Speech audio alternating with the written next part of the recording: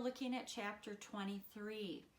So last time we were together, we were really looking in particular at the time between the two world wars.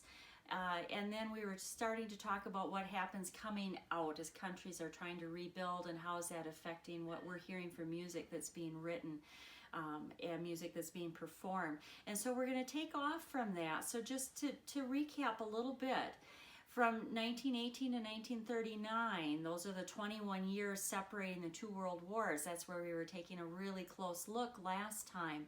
That was where we had a lot of avant-garde things pre-war taking place, where composers were trying to push those boundaries, and they were trying to be experimental in their form and atonality and meter.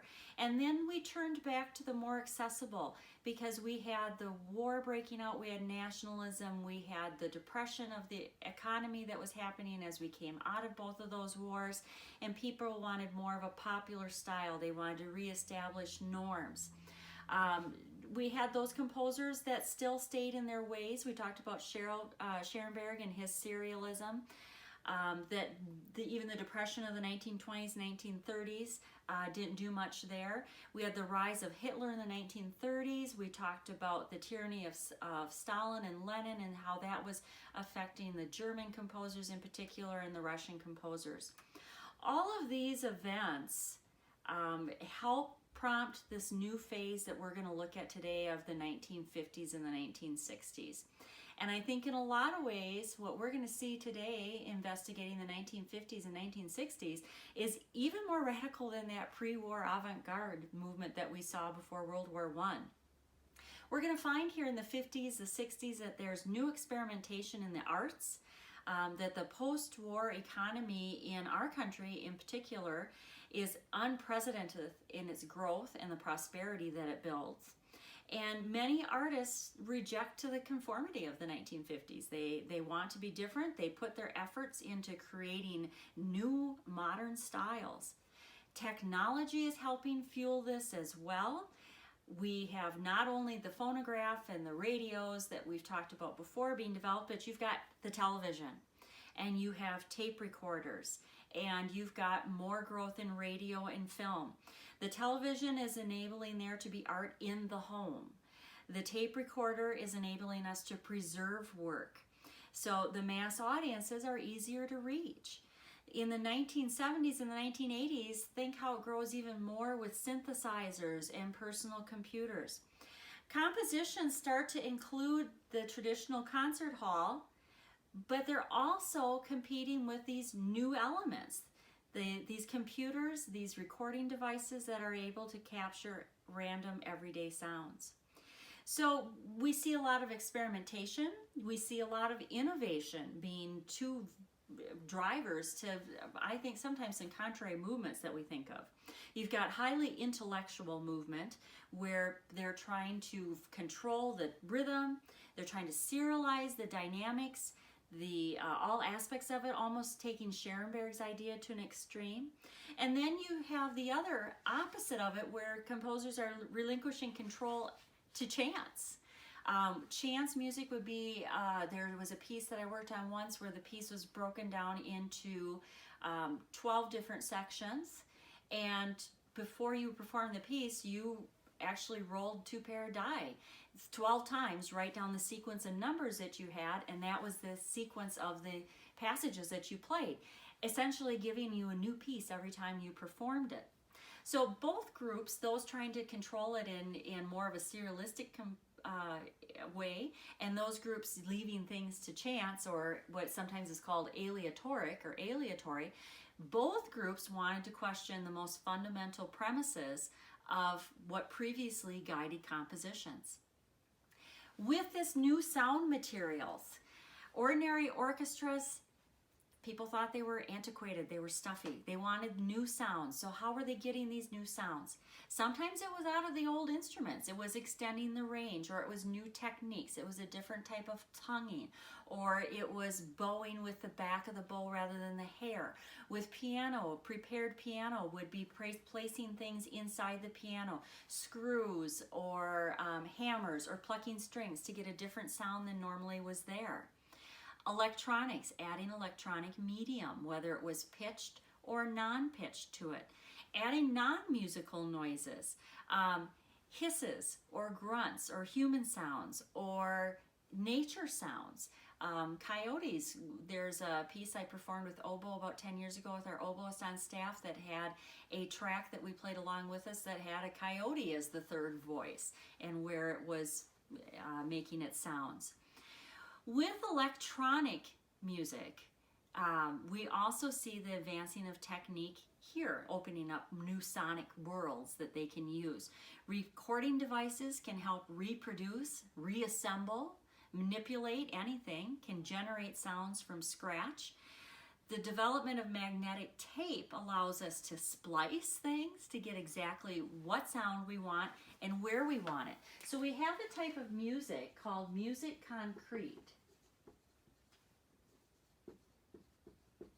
So if you're describing a piece as being music concrete, it's incorporating some kind of sound into the piece that's manufactured. Could be a manufactured abstract sound like traffic. It could be a sound of life. Hovhaness is an American that has a very popular symphony out there that has whale sounds that go throughout it. With synthesizers, people come up with patches in the 1960s that they incorporate into their works. They combine it with live music. Computer music. Software is enabling us to edit. It's enabling us to record, to reproduce. The interest via the computer with the live performance. How do we juxtapose that? How do we put that together? So the boundaries of time also is being experimented with. Free repeats, repeated as many times as the performer wants, or that idea of aleatoric or chance where you put things in a random order.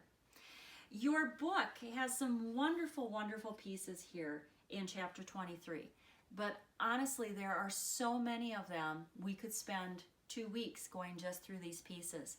So I've had to pick and choose the ones that I'm talking about. Pieces that I don't talk about, of course, will not be material that you're going to see on a quiz or an exam. But I encourage you to take a look at the pieces that we don't touch on as well, because they all are very interesting ideas that these composers are coming up with in the 20th century. Just not enough time to get everywhere. So this new generation of composers after World War II, they're dealing with anxiety and turmoil. Mounting tragedies that have taken place, and they're trying to make sense of it in their music, and they're trying to show it in their music in different ways. So I'll guide you through 4 different pieces today as we look through our chapter 22 that I think are good examples of what's going on there in the 1950s and 1960s. So the first piece that we're going to look at is on page 366 of your text, and it is a piece by Ligeti, 1923 to 2006. So he studied at Budapest, was an assistant professor there, eventually professor there. He left in 1956 when the communists dictated that he couldn't pursue his unique sound anymore of what he wanted to do. He wanted to find new sonorities. He wanted no clear pitches or chords. He wanted clusters.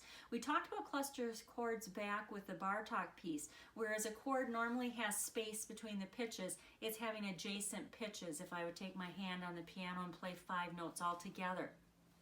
There's a great example of him doing this with vocal works. So with the choir piece that we're going to listen to, it's a small chamber choir. As one part comes in, you expect that other one to layer in what we would call a third or a fourth, giving you harmony. Instead, it comes right next to it as a neighbor. And as it builds, it's giving us a new sonority, or it's giving us this type of cluster chord. So you can't hear clearly the pitch, or you can't hear clearly the chord. So there isn't any clear consonance or dissonance, pleasing or tension to it either. Makes it very hard to hear tonality, doesn't it? This adds a layer of complexity, I think, to it. There's no discernible meter or rhythm to it either. This piece is Lux Aeterna. It was written in 1966. It's written for 16 solo singers and chorus. I want you to listen for these cluster chords. Sometimes the chords actually have every singer singing a different pitch using all 12 chromatic scales system in it. It uses a pitch diagram. The score of it is very unusual. You have an example of it in your book on page 366. It is a text from a Catholic Requiem Mass. So the form that it's based on is very old, hearkening all the way back here to the Renaissance and Baroque period that we studied. The text, I think, is very hard to hear, though, and very hard to understand with the way the chords are layered and with the way the singers are singing. The text is directly out of the Mass, though. It is, "May everlasting light shine upon them, O Lord, with the saints in eternity, for thou art merciful, grant them rest, O Lord." So it's written, he says, in 3 parts, but again, with the layering of chords, I think it's hard to discern that.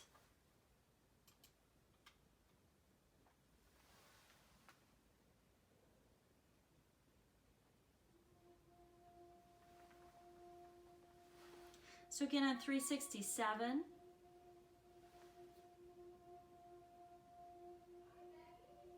they show you with a diagram how those voices are being added higher and lower. But hear the closeness of those pitches.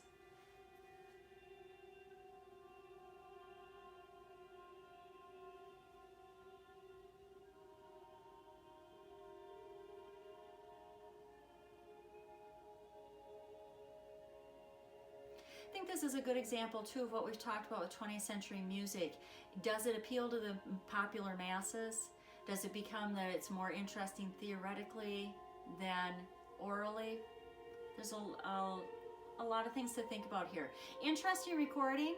If you are a fan of Space Odyssey 2001, the movie, it was used in it.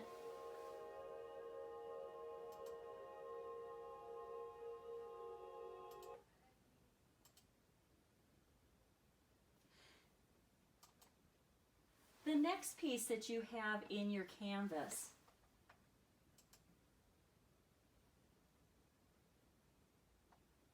and it does not want to go there. The next piece that you have listed in your canvas is by John Cage.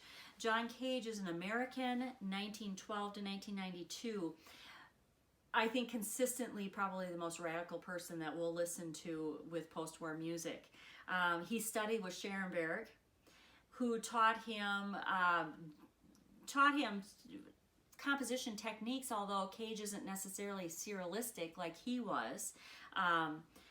He's considered the father of chance music. So as I just mentioned a few minutes ago, chance music is when the music, something is left up to an element that you can't control to make it different every time. So whether it was the piece I talked about that was in sections and you rolled the dice to see the sections, or whether it is a piece of his where, and I'm sorry, those of you that are animal activists, there's a piece of his where it's a piano piece and you put a live fish inside the piano on the strings on a grand piano, and the fish flopping adds the percussive sound to it. When the fish is dead, the piece is done.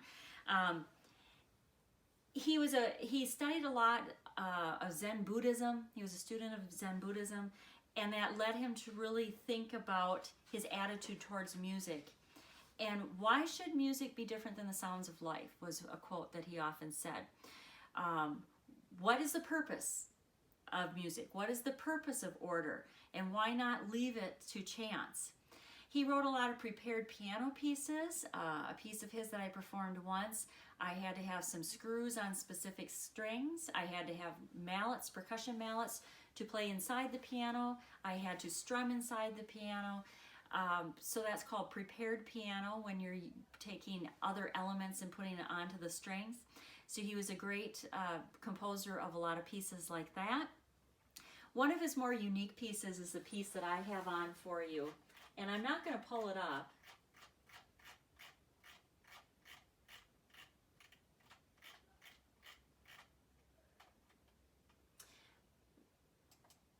I'm not going to play it for you because I'm going to allow you to experience it yourself. But before you play 4 minutes, 33 seconds, I just want to tell you a little bit about it. It was influenced by a painter, American, Robert Rauschenberg, who in 1953 exhibited a series of white paintings. So these white paintings were all white canvases that responded to the changes in light in the room that they were hanging, in shadow in the room that they were hanging. And he was inspired by that because that is pushing the element of what is art. Is light art? Are shadows art? What kind of color is being reflected as art? And that inspired him to think about what is music? And is silence not an entity that can be perceived as sound as well? And so this is his piece, 4 minutes, 33 seconds. So take a listen to it, I guess, and see if you can answer the question of, what is John Cage saying that the music is here? It's not what we conventionally think of as notes, but it's the chair squeaking, or the program rustling, or the coughing in the audience. Again, elements that you can't control, so it has chance to it, that's going to be different every time, but also pushing that boundary of what qualifies as music. So by the end of the millennium, by the 1950s, and looking into, you know, as we get into the back half here of the 20th century, concert halls and opera houses, they're still resounding with music of the 1900s, of the 1800s, but there's a healthy dose of 20th century music going on as well. The 1960s are a time of difficulty with the elitism, and there is one more movement that comes out of the 60s that we're going to add to our list of isms, and that is minimalism. So minimalism is a sharp reaction to the complexity of a lot of these modern trends that we see happening. It's based on simple melodies, simple harmonies that are repeated over and over again. If I had to define minimalism, I think I'd say it's a steady pulse, it's clear tonality, and it's an insistent, almost hypnotic repetition over and over. It was popular with symphonies, it was popular in piano works, and our example, we've got two examples that we're going to listen to with it. One is a symphonic and one is an opera. So it's popular in both of those genres as well. The first example that you have on your canvas is by Steve Reich. Steve Reich is an American. You've got a synopsis of this piece here on 369. So it's one of the earliest examples of minimalism. And then you've got your listening guide on 370. It's for 18 musicians, so it's unusual in the combination of 4 singers, cello, violin, 2 clarinets, 4 pianos, and 3 marimbas. So very unusual orchestration. Again, another way that 20th century composers are trying to be different. There's also a vibraphone in there that you'll hear.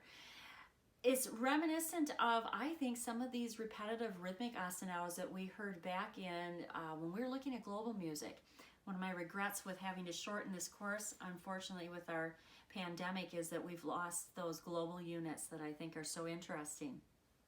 But what you're going to hear is that this has 12 sections, that it rolls from one section to the next. Your book only takes you through 2 sections because it keeps repeating. I've given you the entire thing on canvas. Each section is about 4 minutes. But what you're going to hear is definitely this minimalistic repetition, almost hypnotic tone and pitch.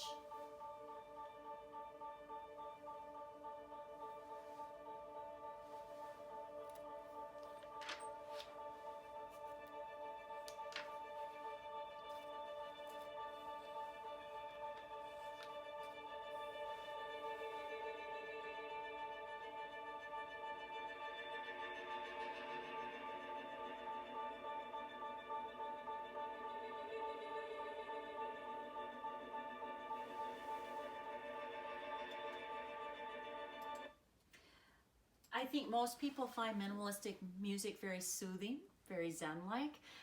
It's been interesting. I've noticed on Sirius XM on the Spa channel, there's a lot of minimalistic composers that tend to get played on there. So take a listen to that. Maybe it'll give you some good music to just breathe and relax to here in this anxious time that we're in right now. The other example of minimalism that's in your text is an opera. So I think it's interesting to see that opera is alive and well in the 20th century. And here's a minimalistic opera by John Adams. John Adams was born in 1947. He's another leading American composer who is very much rooted in this minimalism movement. He's very anti-12 tone. I think that's part of what made him embrace this minimalism movement. He has a series of very highly praised operas. He attended Harvard. He currently works out of San Francisco. And this opera that you have in your text is Dr. Atomic, which was written in 2005. It's set in the days leading up to the first test explosion of the atomic bomb in New Mexico, July 1945. This is getting ready when we were trying to perfect that bomb that would go to Hiroshima and Nagasaki. It has your conventional arias and recitatives and choruses, although it moves from one right into another. There's very little division between that. The main character, Dr. Atomic, is the physicist J. Robert Oppenheimer, who is a leading figure in the Manhattan Project. So this is a historically based plot. And he's expressing his doubts and fears about this new weapon that he's helping create. The libretto was written by Peter Sellers. That may be a common name to you. It's actually, the text is, a lot of it is based on a sonnet of the 17th century by John Donne. There's a lot of reference to the three-person God with Trinity.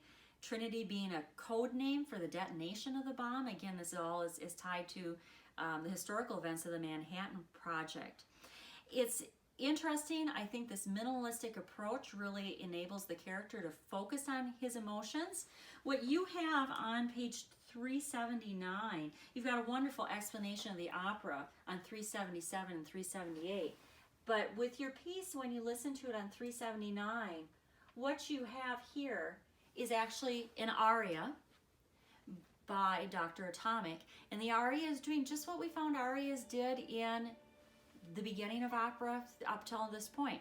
It's expounding on his emotions, and his emotions, as I said, on whether how he feels about his role in developing this nuclear weapon. You've got a little bit of an orchestral ritornello here that comes back and forth in between the stanzas of the aria of where he's talking. You can hear the high repetition of melody and rhythm, that giving you that minimalistic texture.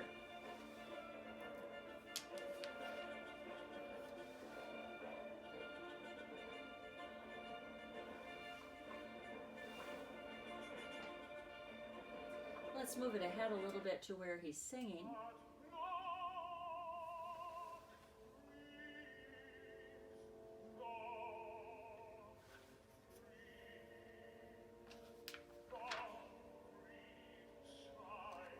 So this is in English. It happens to be a German production that I put on Canvas, hence the German subtitles.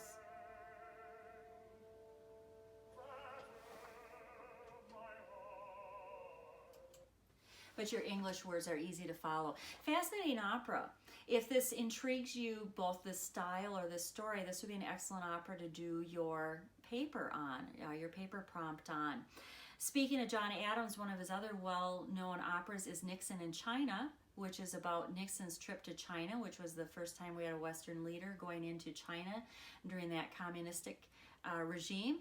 And right now on the website metopop.org, they are showing live streams. You can start them at any time of a different opera every night. Wonderful productions coming out of the Metropolitan Opera in New York. And Nixon in China actually was just on the other night. They're doing this throughout the shelter at home that our country is experiencing to give people some entertainment.